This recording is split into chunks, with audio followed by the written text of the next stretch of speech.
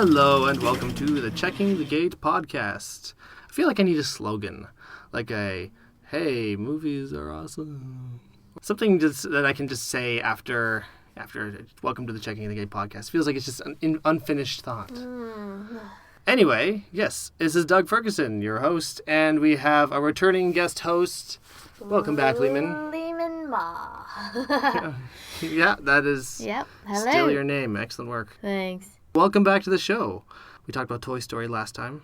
Yeah, we talked about Toy Story, the first movie, and today what we're going to talk about is Toy Story 2.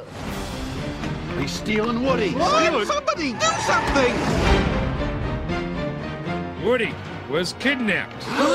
Woody once risked his life to save me. I couldn't call myself his friend if I weren't willing to do the same. I'm pecking you your angry eyes, just in case. Let's move! Use your head. But I don't want to use my head!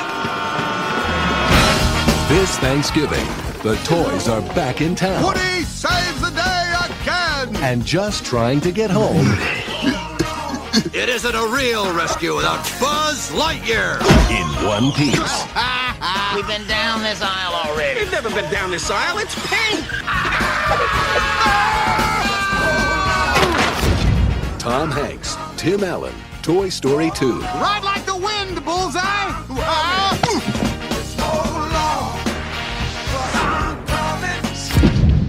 We're going to do the whole trilogy. Yeah? Yeah, and apparently there might be a fourth one, but yeah. Well, we'll worry about the ones that exist. Exactly. Yeah, we'll focus on those ones for now. And, it's a nice little trilogy. We'll try and minimize any references to the third one, leave it all for the third podcast. Yeah, and I've done trilogies on the show before. I did the Spider-Man trilogy with Mason as some of the first episodes. Yeah, I'm excited to talk about Toy Story 2. Mm-hmm. I mean, the whole trilogy, I just love the series, and animated movies have to get some love too, so. And as we mentioned, sometimes people dismiss them as sort of being made for kids, but some animated shows are, but I find that a lot of Pixar stuff has plenty of adult material and bigger, smarter themes that go a little bit above kids' heads so that the whole family can enjoy them. So let's talk about some of that. Well, let's get into the meat of the episode. Let's talk about Toy Story 2, a sequel to the beloved 1995 Toy Story. So Toy Story 2 came out in 1999, I think. Yeah, I kept thinking it was 2000, but then I looked it up and it was Christmas season of 1999. So I don't know what I'm talking about. Well, first, before we get into any of the actual technical stuff of the movie, let's just talk a little bit about the story of the film. But basically, it takes place at Andy's new house, where he's still a little kid. It seems like the puppy's still fairly young, so I want to say it's probably only about a year or so after the original Toy Story. Yes, not more than that, No, likely. couldn't be too much more, because Andy doesn't seem a whole lot more grown up. But then, if you take a look at his little sister, she's only a tiny bit bigger, Yeah, right? so she's still a toddler. Basically, Woody and Buzz and everyone's having a good time being Andy's toys, and then Andy goes off to cowboy camp, but he can't take Woody with him because Woody gets a tear in his arm, and basically Woody is starting to feel broken and old. And then when he goes on a rescue operation to save a toy from a yard sale, he accidentally gets kind of caught up in the shuffle and is found by a sketchy man voiced by Newman from Seinfeld, who, Oh, yes. although Andy's mom recognized that Woody was very special to Andy and wouldn't let him go, the man stole Woody because he sees a lot of value in Woody, because it turns out that Woody is a collectible old toy. Right. And so it's up to Buzz and everyone, Mr. Potato Head, Rex, Slinky the dog, and Ham the piggy bank, to go and save Woody from being sold to a museum in Japan. Mm-hmm. I guess that's basically the gist of it. Yeah, Leaminn, what was it that stood out and really worked for you for Toy Story 2? Actually, one of the things that I noticed first and foremost is that reoccurring theme of, out with the old and with the new, which was one of the main themes in the first Toy Story, and then we see it again. Woody gets damaged on his arm. He feels basically like worn down. He has this fear of being just left behind, being alone by Andy. Yeah, that's something I noticed as well. The first Toy Story, it was more about him feeling like he was replaceable from Buzz Lightyear, in this case, it was a kind of a different form of like. There's this ongoing theme where Woody is actually really insecure. That's really the main theme. He's very insecure about himself. So in this case, it's not because he's being replaced, but rather he feels like he's getting old. He's getting worn out. The tear in his arm is just sort of a representation of what it is that he's getting raggedy. And that he's just no longer serving his purpose.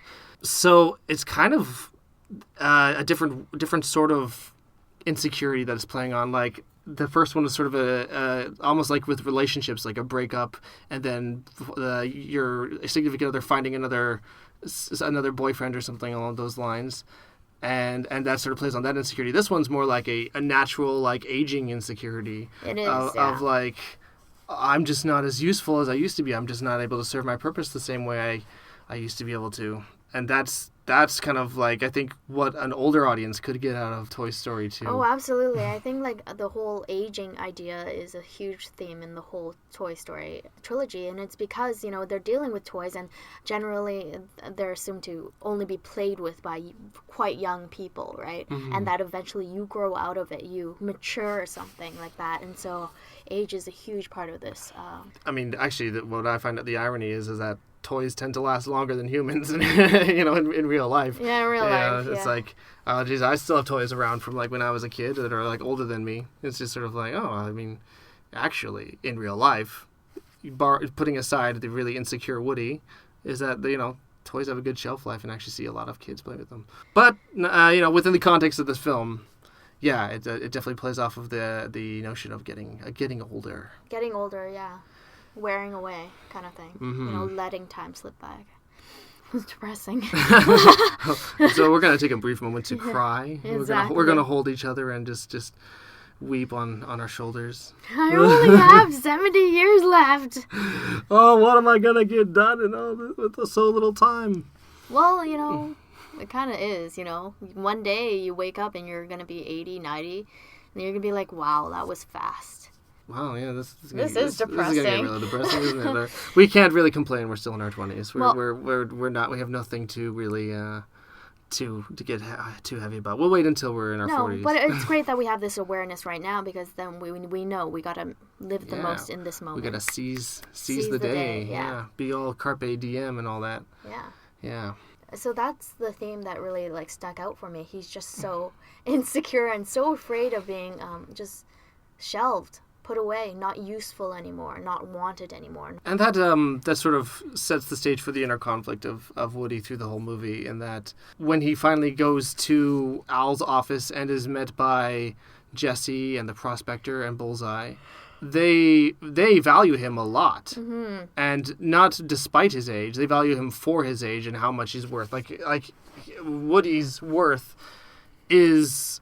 Well, they actually never tell you how much he's worth. But it seemed like the Japanese businessman who wanted to buy him would pay any price. Yeah. So you can sort of see why Woody's having this conflict of like this loyalty to Andy, who's going to love him for X amount of time and then that's it, or a loyalty to himself to actually like have what he feels he's worth acknowledged. Yeah. On that topic, though, since you just mentioned it, I was thinking it's like a conflict between doing this for someone else versus what you need to do for yourself, right? Mm-hmm. We always struggle with that, you don't want to be selfish, And I think he felt that, being adored in some museum forever is a selfish choice. And, perhaps it is. I guess there's also a level of, that's a selfish choice, but also in some ways it isn't as well, because then you are kind of sharing yourself with like tons and tons of people.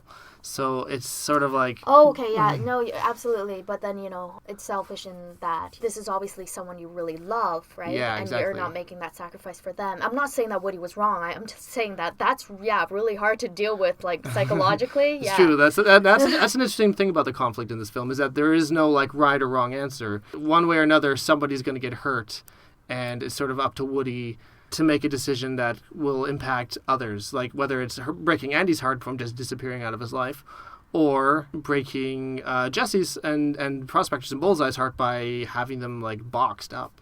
Like that's a hard choice, and it's Yeah. like one way or another he's gonna hurt somebody. Yeah. And that's It was a complete dilemma for him. And he also would leave all his other toy friends, Andy's toys. And for him, friendship and love is so important that it's really hard for him to ignore that. Mm-hmm. Yeah. See, there you go, guys. Again, deep issues. Deep issues run within the Toy Story story. Yeah. Yeah, so I'll talk about sort of what worked really well for me. And I found this time... Well, first of all, I want to say that for quite a while, I didn't think I liked Toy Story 2 as much as I liked the first one and the third one. I just felt like it was the one that kind of stuck out in the bunch as like the weakest one. Mm-hmm. But then it wasn't until I watched it this time around for this podcast that I felt really invested in it, and suddenly it just worked fully. I never disliked it, but it just didn't seem as good to me. But now I've kind of changed my mind on that, and I feel like, I actually like this one, I mean, almost as much. Well, in general, a lot of people rated it higher than the first Toy Story for different reasons. And, like, at first, just like you, I thought it was one of the weakest ones. If not, well, the weakest one, because there's only 3. Yeah. And the reason is because it felt a bit like a filler episode. Because just to develop the characters a little bit more before they finally end it, with the third movie where... It has more to do with I don't know. It's like a bigger deal. Well, I thought there was definitely a more of gravitas to the third one. Yes. But I feel like at this point they had no intention of making a third one. In fact, we'll get more into that a little bit later on regarding the genesis, if you will, of this movie. But one of the things that I found worked. Well, actually, one more thing. I felt that this one actually got as far as like critically, this one was actually rated just as highly as the first Toy Story. In fact, those two movies, Toy Story and Toy Story 2, are some of the only movies on Rotten Tomatoes that have a full 100%. Okay. Yeah, I was thinking more like IMDb rating where like there's a difference of like point something, right? Yeah. That's what I mean. Yeah, I don't I haven't actually looked at the IMDb ratings, but you're probably right. Yeah. But yeah, for Rotten Tomatoes, for critics, this one and like they all loved both Toy Stories. Well, it's very hard to like dislike it. I mean, like, oh yeah, exactly. And the whole point of like Rotten Tomatoes is like if you like it enough that you would say you like it a little bit more than you didn't like it, then it's like exactly. a fresh tomato. So it's true. Yeah, so it's very hard to like go below 50% of like I don't know. Like how do you just outright hate Toy Story? No, you can't. You can't. Exactly. Yeah. But anyways, what worked really well for me in this one is actually the characters more so than the first movie. They have a bit more history now, so they're a little more developed. They've changed since the first movie for the most part. Rex in the first movie, he's kind of hilariously insecure, and that's kind of all he has going for him. In this one, he's like a goofy fanboy and has his own like little story arc about like wanting to beat Emperor Zurg and he actually made me laugh a lot more in this one. The banter between the different characters is actually really funny, especially like at the very beginning of the movie, if you actually just listen to how they interact and like listen to all the lines they're saying. It's all really fast, so you have to kind of like pay a lot of attention, but it's really clever. Like, it's really funny. And you can actually see how Buzz has developed as a character based on him versus the store Buzz Lightyear, and just like how Buzz is now, like he's still got these heroic tendencies. He's the same Buzz Lightyear, but he's just more self-aware. Yes, more self-aware. That's what it is. He's just like, now I'm a toy, and now I can kind of chill out and not be in my own Space Ranger head all the time. Yeah, the characters worked a lot better, I think, in this movie. Just because they are established already, the writers could have a little bit more fun with them, I think, so... I loved watching the dynamic between the characters. Like you said, they were all a little bit more developed, right? And their bantering really shows off, how close or not close, or how I don't know, what their feelings are towards each other as, friends, toy friends. And actually, it helped me understand some of the things in Toy Story 3 and like how they all wanted to like stay together. And it helped me understand that a little bit more just based on like how close they are in Toy Story 2. You sort of really get a sense of like why... Well, I guess, we won't get into it too much for Toy Story 3, but, like why Woody wanted to stay with that gang rather than stay with Andy. Yeah, and it's interesting because, Slinky, the dog, you can tell that he's one of the biggest supporters of Woody right away. And whereas the slotted pig and the vegetable man have more reservations in supporting Woody. Yeah, although they still, they all love each other. You can still see that. And Potato Head is way less antagonistic in this one. He's way more like just willing to jump on board and help out with the group. In fact, you see some regret of some of the things he did in the first movie. Like when Buzz is like, remember that time you threw him out of the back of the moving van? And he's like, oh, you had to bring that up. Yeah, exactly. It's just... it's funny. I love the potato guy and Ham. Mr. Potato Head and Ham. Those guys, now they've got witty banter. Ham almost contributes absolutely nothing to the story, but I would not want to lose him. Never. Because he's just like, oh, he's just so funny. He is. Like, he's got the best lines. Actually, and the whole group is really nicely balanced. It's actually a really great ensemble cast. Very. And you don't even think about like it being as an ensemble quote unquote cast because they're just animated characters. But then if you think about it, Tim Allen, Jim Varney, John Ratzenberger, like actually fairly well known like voice talent, all kind of paired together, and it's actually it's a pretty impressive cast. Yes, it very is. So I said it very is. It very is. It very is. Verily, I think you mean to say. Aye, verily. I've always appreciated the voice acting in Toy Story. I think that's one of the things that make it pop the most, because the story itself wouldn't nearly have as much emotional impact on you if you didn't connect with the characters. And to connect to the characters, they gotta sound genuine, they gotta sound fun, they gotta be likable, even though they might say something mean. That's just true. They're very genuine and they're very fun. It's a really great mix of the two. Mm-hmm. Yeah. Well, let's get to a harder question. Leaminn, what didn't work? What did you not like so much about Toy Story 2? It's hard to really pinpoint exactly one thing. To me, the reason why it felt like one of the weaker films in the whole trilogy is because I almost wanted more like things that really stick out, more adventure. I mean, they do go to the airport at the end, and there's something there, right? Yeah. But for the most part of the movie, he's kind of just in a room with like Jessie and the prospector. Yeah, I think more of the adventure aspect falls back on Buzz and that gang, whereas they're trying to journey to save Woody. But Woody is sort of, he's just stuck in a room basically for most of the movie. I mean, inevitably, he has to, because that's the story, right? He gets trapped there. It's more of like him getting stuck in a room with his inner conflict. Yeah. Yeah, exactly. And so, it just didn't feel as, I don't know how to explain it. I would use the word bouncy. It's not as bouncy as the first or third movie, It's there was definitely a sense in the first movie of when him and Buzz are in Sid's place, there's real danger there. Mm-hmm. And there's a sense of real heaviness because and they got a certain amount of time before Sid blows Buzz up. And that's a very harsh reality. The third one, well, we'll get into it a bit more later, but let's just say things get pretty perilous near the end. It's amazing. Well, where this one, the worst case scenario, they go to Japan and they're just separated from each other. Mm-hmm. So the stakes aren't quite as high, and I can kind of understand that. Yes, exactly. I think that's why it didn't punch me in the face as that's a good much. Point. Yeah, I think that's fair. That's a valid concern. Because it's the second part of a series, and sometimes you expect something a little bigger, I guess. Mm-hmm. Yeah, you expect it to be bigger.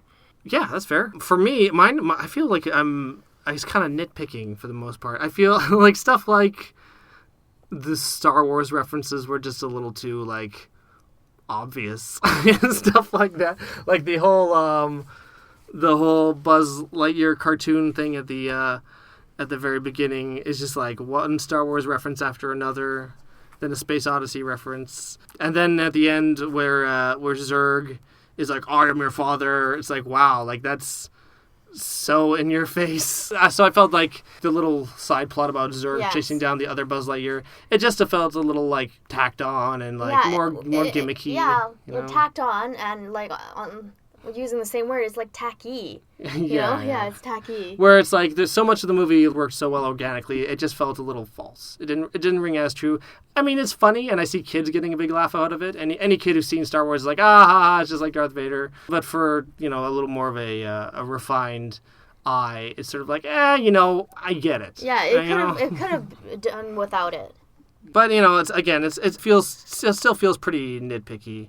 But that's kind of what I could come up with is that apart from that, like the story, it did for the most part work really well. Yeah, it's completely solid when you're watching it. You wouldn't say, you know what, you just take out that scene, that particular scene or something. It's really, really hard to nitpick at it.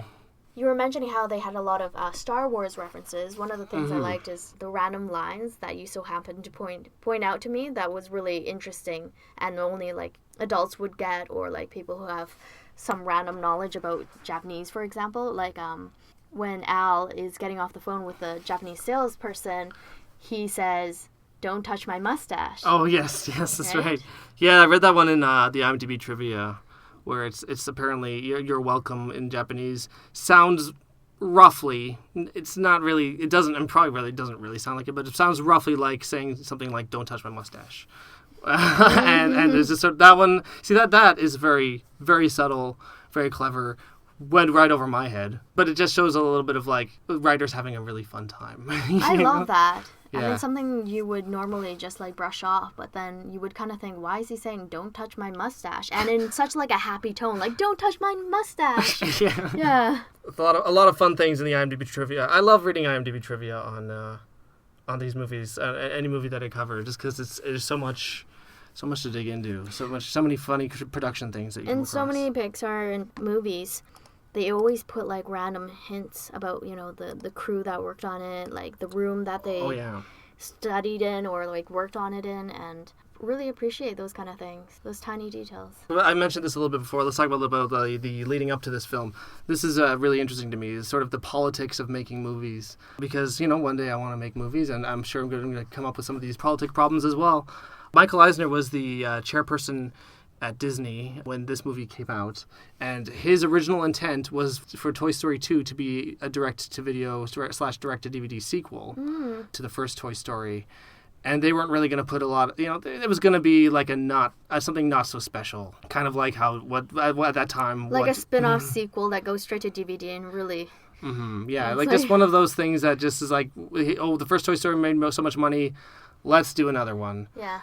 John Lasseter, the man who directed the first Toy Story and wound up directing Toy Story 2 as well, he actually fought to say, we'll make you a Toy Story 2. Can Pixar do it? Because he felt so strongly about his characters and his world that he created for the first Toy Story, is that he just didn't want that reputation to be tarnished.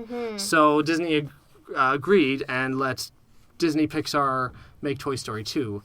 And now, another thing I heard was that it was still going to be direct-to-DVD, but Tim Allen and Tom Hanks agreed to do it only if it had a theatrical release. But I wasn't able to find confirmation on that, so that might not be true. But I heard that I would not be surprised if they did say that, because, I mean, they are still, and they were pretty big-name actors at the time. Oh, yeah, they were why movie would they stars. just, do the voiceover for something that would go straight to DVD? Yeah, I mean, because I think with their names, there's a bit of reputation on the line. Yes, of course. So again, Disney agreed. Okay, I guess theatrical release it is. Which, I guess they figured, due to the success of the first Toy Story, that was a pretty safe bet. One of the downsides to this, though, was that at the time, Disney and Pixar, they were working together, but Pixar didn't want to be working for Disney forever, so they had a contract for, I think, 5 films. Yes, five films, and then they would leave Disney. And unfortunately, Toy Story 2, because it was a sequel, wouldn't count as one of the 5. So it wound up them putting in all this work into a feature film and it not completing their contract. So they'd be with Disney reluctantly even longer than they had intended, because they still had Monsters Inc. to do, Finding Nemo, and The Incredibles, and all very great movies. And then it wound up not mattering because in the end Disney just bought Pixar for billions of dollars. So we all know how that story ends. But at the time, it was actually a really tough decision for them to go through with Toy Story 2. But again, John Lasseter, Toy Story meant so much to him, he had to make sure that it was a quality picture that went out. Thank goodness. And I think it paid off in the end, because Toy Story 2 was a success and helped solidify the reputation of Pixar as an animation studio. That was an interesting piece of trivia for me that I really liked. It shows a lot of integrity that they wanted to put behind these films and not just have like The Lion King 2.5. Oh, I was gonna say that. I was gonna mention that. I was like Little Mermaid 2 or something. Yeah. Or due to certain people having a lot of faith in the project, we got a quality picture out of it. So go John Lasseter and potentially go Tom Hanks and Tim Allen. As a result, this was actually the first sequel that Tim Allen and Tom Hanks had ever done. So that's interesting. Another thing I noticed about this film this time around, this is really interesting, is that the difference between Woody and Buzz Lightyear, it's sort of, they're very different. They're kind of like yin and yang in some ways. And that Buzz Lightyear, when he comes from the store, he has no idea that he's a toy. Like, his personality is just Buzz Lightyear the character, not Buzz Lightyear the toy. Where Woody, on this other hand, has no idea about his history at all and what his character was. And that this movie is all about, like, the exploration of that side of him. And that's really interesting to me. Maybe it's just something with toys where after a certain amount of time, when they get to a certain age, they just forget their origin, and they just all they know is like who they're playing with at that point in time.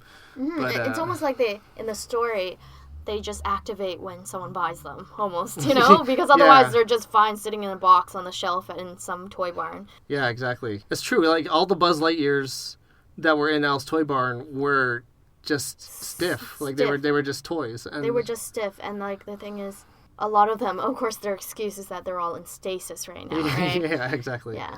And the only Buzz Lightyear that isn't in stasis was one that was out of its box and in display. However, the Barbies, were out of their boxes partying, weren't they? Maybe they were on display as well. Oh, okay, yes. But I don't know for sure. Again, this is sort of stuff that's all implied but not outright said. I love how they represent the Barbies. Just like total Valley girls, just ditzy kind of thing. But, I mean, it's making fun of that image, basically, right? It's not a negative image, it's just making fun of it. Oh, yeah. It doesn't feel like there's anything mean-spirited about it. No. Which is good because, like, they needed Barbie's permission. Like, what is it, Mattel? Is that who does Barbie? I'm not sure.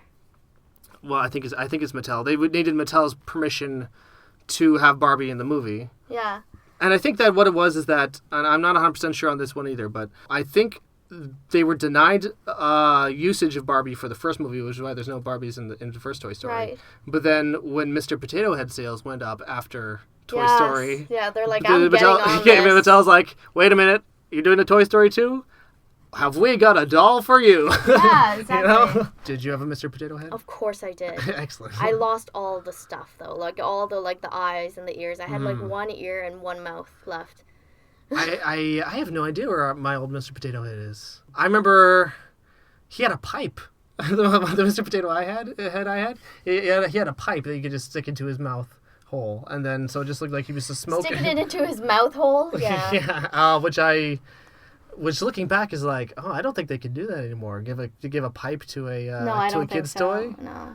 I don't remember not having that Mr. Potato Head. He may have been older than me. Mm-hmm. So. I loved his like little blue shoes and stuff. Do you remember? I don't know. I never had one, but I remember it in like classrooms when it was like playtime. That snake. That was kind of bendy, and I think I had I played with one of those before. Well, Slinkies were in general, right? All in all, I gotta say, Andy was very nice to Slinky the dog because every Slinky I've had has been destroyed. Tangled like crazy. Yeah. Good job, Andy. You took care of your Slinky well. Yeah. Much better than I ever could. You can't fix Slinkies afterwards. You bend them out of shape. You cannot bend them perfectly back. Oh, no. It's over. Never repairable. Yeah. Yeah. I even, overbent this Slinky that just came out at the time that was supposed to be, non-bendable. It's like the impenetrable Slinky. Yeah, it will go back in its shape no matter what you do with it, right? And you're like, it broke. Yeah, it broke. Yeah, that's how it goes. I really liked the way Kelsey Grammer played the prospector. Oh, yes, that's right. Kelsey Grammer really stuck out. It made him interesting. Otherwise, he would have just been a mean old guy that you just you love to hate. Mm-hmm. Yeah, actually, that's a good point. Let's talk a little bit about the new characters. They do kind of carry on in the Toy Story story, as it were. So yeah, the prospector. Yeah, it's nice that they kind of make him a little more sympathetic. Mm-hmm. In this, like, you kind of get the sense, like, you understand where he's coming from about, like, even though it's just the briefest monologue about him, like him being a very ignored toy, and he only has worth in the group that he's in. I guess in some ways he has kind of similar insecurities to Woody, although where Woody is actually really valuable, the prospector on his own is actually not. The prospector would basically be Woody if he was thrown out and he didn't have a support system around him and he just became like an old drunk that was just like sick of life and just became very hateful, you know? Mm-hmm. So the prospector is almost that alternate path for Woody. Oh, the same kind of it's insecurity. Woody's dark side. Yeah. Oh, God. You know, you feel for them. I mean, this even happened I won't dive into it, but this even happened in Toy Story 3, where, you know, the antagonist is just someone who had a really hard past, and it turned them hateful. And that's the sign of a good antagonist. You understand where he's coming from, you understand his motives, and why he's now kind of kidnapping Woody and doing the wrong thing. Well, I think it kind of sheds light on the fact that, you know, are we born inherently bad or inherently good or inherently a blank slate, you know? Mm-hmm. And I think for the most part, for most people, the environment shapes you like crazy. And it can totally turn an otherwise generally good person into someone you would consider evil. And sometimes it's just a point of view of what is evil and what is not evil. So Exactly. Let's talk about Jessie. She's a very well-liked character and became just as big a part of Toy Story 3 and also like the short films as well. Like she just instantly kind of fit into the cast. Well, Jessie and Bullseye, we'll say, because there's not really that much to talk about Bullseye because he's just kind of a horse that kind of acts like a dog, but it's a horse. Just a horse. No, well, she really took on the main female toy role in Toy Story 3 because like Bo Peep wasn't there anymore. True. One thing I liked about the relationship between Jessie and Woody is that at no point was it romantic. Of course not. In the entire time, it was a completely brotherly, sisterly family love. Yeah. It was a sense of family, but not like a husband-wife family. And in the old Woody's Roundup show, there was no implication whatsoever that there was romance anywhere, and so that's kind of interesting. It made the story more heartwarming because if it was just a boy meets girl, girl meets boy, and now they're gonna get together kind of thing, it's like it's too much. I mean, it's too cliche. Yes. Yeah. Definitely. So I love the fact that they had just like a sisterly, brotherly love, and he was like just part of the family. Just friends right away. Like instantly, she leaps onto him and she's like, "Yeah, we're a team now. This is great." And I gotta say, Joan Cusack acted the hell out of that part too. Like we talked about like great voice acting and a great cast. We got to give full props to Joan Cusack for just like jumping on the role and like embracing it fully and giving. Yeah, and the way she acted it, I mean, that was one of the reasons why there was no like romance between them, no like sexuality or something, right? It was just very, very innocent. Yes, that's a great word for it. Yeah, it's very innocent. Very innocent, very fun, jovial. If you can almost imagine, like just close your eyes and imagine Joan Cusack just having a blast behind a microphone. Great voice acting there, yeah. And Kelsey Grammer also lends a credibility to his role as well with the prospector. Just overall, very, very strong voice acting in general. And it really makes the story pop out and makes you care about the characters more. Speaking of romance, though, of course, near the end, we see that Buzz Lightyear has a thing for Jessie. And I love their dynamic in Toy Story 3.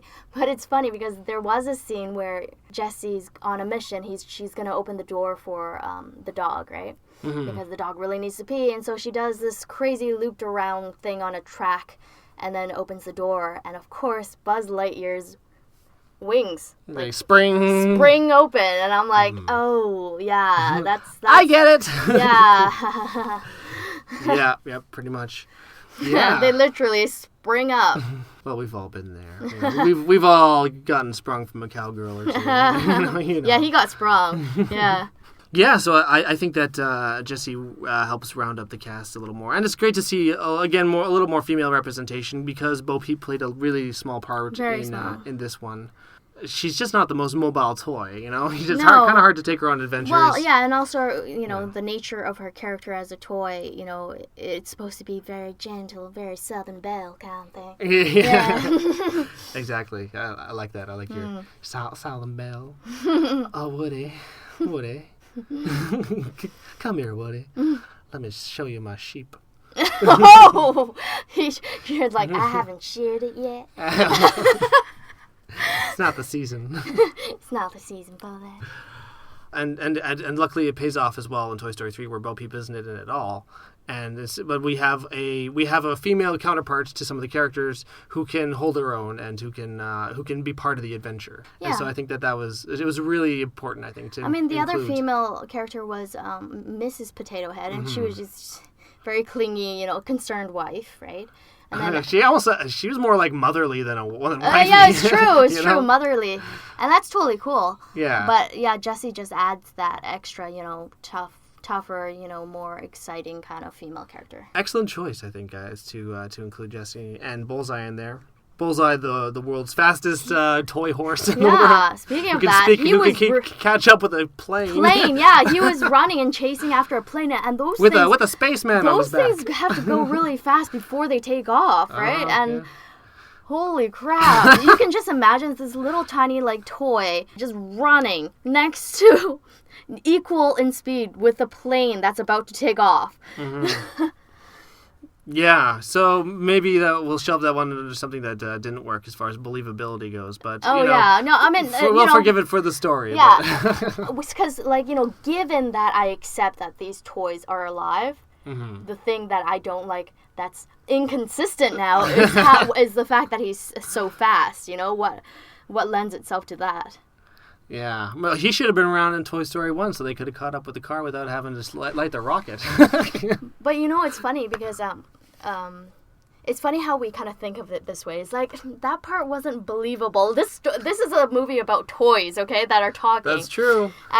But it happens all the time. For example, my friend, she was talking about one of the Spider-Man movies, and then one of them with Tobey Maguire, I think. Mm-hmm. And there was the Sandman. And she was like, why is it that the Sandman turns completely into sand, including his clothes, but then the locket doesn't turn into sand or something like that, It's just it's ridiculous. Yeah. It's like, given that I accept you can completely turn into sand, why is there this one inconsistency? Yeah, it's true. It's like, where's our line of believability? And where can we no longer stretch our imaginations? And I don't know where the line is. Sometimes, you need something to be kind of put into reality. Just like, okay, I'm going to talk about Finding Nemo for a second. It's actually not one of my favorite Pixars. It's actually pretty low on the list because I can't stand the character Dory. And a lot of people are like, why? She's so funny. And I'm like, because she doesn't make any sense. She's this fish who she can't keep make new memories except when she can. There's no consistency. People are like, you can believe in a world of talking fish, but you can't believe in this strange memory disorder. And I'm like, you're right. I don't know why. I can totally buy into talking fish. Yeah. But I can't buy into this memory disorder. And I think it's because, it's just all about consistency. The whole movie, all fish can talk. It's very consistent. Yeah. Where the memory disorder was not consistent. It was sort of changed depending on how they wanted the story to go. Yeah, it's true. And so you could you might attribute that to love, because she loved them and therefore she was able to remember them. It all more. just sounds like excuses to me. Yeah. I don't remember what this had to do with Toy Story 2, but we were talking about the inconsistencies, right? Yeah, and what was that? But that's okay because that's how this podcast works. We just want them tangenting a bit, but we were all on the topic of movies, so it's worked for me. Horse. Bullseye being fast. Yeah. But at the same time, that's just how they could wrap up the story. Again, that's what's sort of one of the issues with the Toy Story series is that they sometimes write themselves into this place where it's like, how do you even get out of this? It's just they put themselves into such a place where peril is so immediate. How do these toys get out of this plane that's flying to Japan? Now they have no choice but to get the horse to run fast enough to catch up with the plane. There's no other way out of it. How they were crossing those roads and they were wearing those orange cones? Yeah. And of course they had no awareness of anything going around them, where everything is complete total wreck, but they perchance got across unharmed.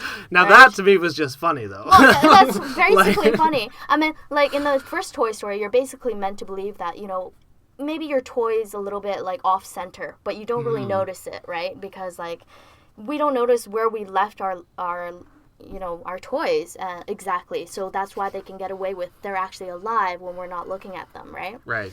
And so I was just thinking about this cone thing where they just perchance friggin' just like go there unharmed. It's pretty lucky, like, but it's also like it's a really funny scene because it plays off of so many things, like the fact that we've established these rules of the road that, you know, like, you have to avoid cones, you have to follow what they're doing.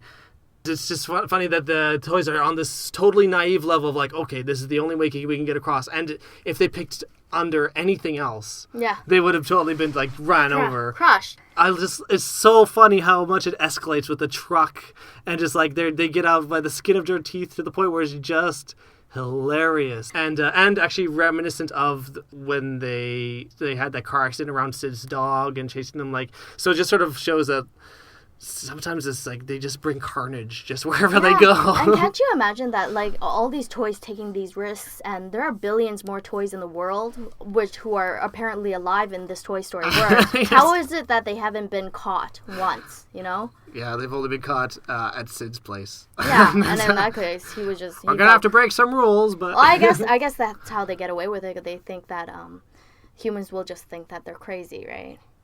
Actually, you know what's interesting? This just happens to play off of something that I heard from an interview with M. Night Shyamalan that I saw today.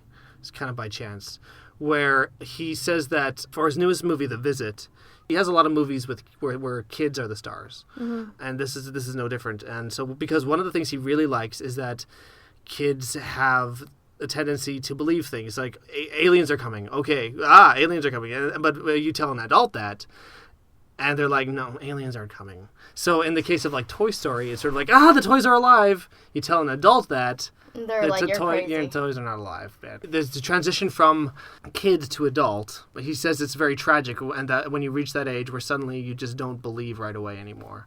And so I think that's perhaps what Toy Story is kind of playing off of, is like there's evidence everywhere that toys are alive.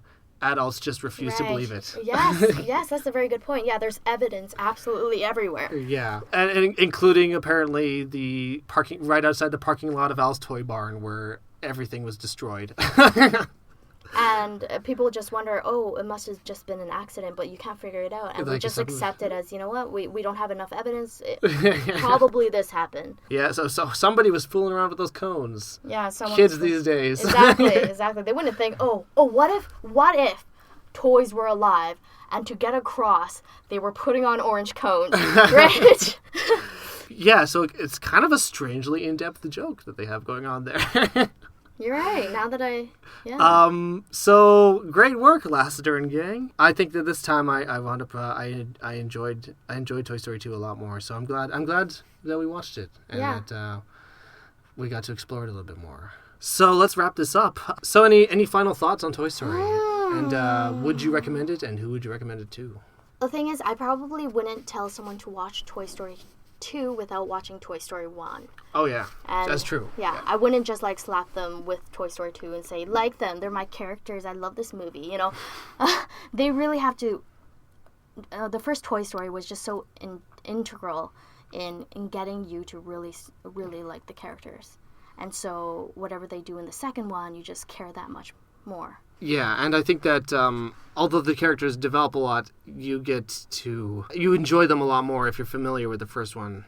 And also because, like, it references the first one a lot, and you just kind of understand. Yeah, and for the same reason, that's why I don't want anyone to watch Toy Story 3 without watching 1 and 2, because it would just ruin it, because the emotional, like, roller coaster you go through in Toy Story 3, you cannot feel that without having grown up with the first two movies. Yeah, I'd say the first one stands alone, but the sequels, you should see the first one and then the second one, respectively, as well. It's just a good series. Yeah, I mean, it's very connected series, and it's not like one of those movies with a whole bunch of sequels that you can just, like, watch in any order, like Fast and the Furious or something. But Toy Story, you gotta watch the whole trilogy, be invested in it, and then you'll just fall in love with the characters. Then the payoff will be that much more. Once you watch the third one, you'll be like, this is brilliant work. I would recommend this movie as well. I give it a 4.5 out of 5. I recommend it to, families. Anyone can watch it. If you like animation, go see it. If you have kids, watch it with your kids. And even if you don't like animation, give it a chance. Oh, yeah. It's just good storytelling. There's a lot you can take away from basically Almost every Pixar film. I think we all know the exceptions, but yeah, and it's really just chill movie to watch with your family or watch with friends. It's not going to offend anyone. It's not going to scare anyone. I don't even know if we've mentioned how funny it is. yeah, it's very funny and entertaining, and it's just a really good, fun movie to watch. Yeah, for sure. So thank you so much for joining the show again. Yeah, thank you for inviting me again. I'm looking forward to the third one. Yeah, me too. No, I think it covers everything. Okay, so thank you so much for listening. We hope you check out Toy Story and Toy Story 2, and check us out next time for Toy Story 3, or at least maybe not next time, but the next time. You take a long time to end something. Well, the thing is, I usually end it really fast, and then in my other podcast, Steve rambles for a long time on how to finishing it off. So I'm just trying to plug a few things to say goodbye, but maybe it's too much. Well, the plugs are fine. The plugs are fine. I'll find a good balance. So we are moving on. All right, bye-bye.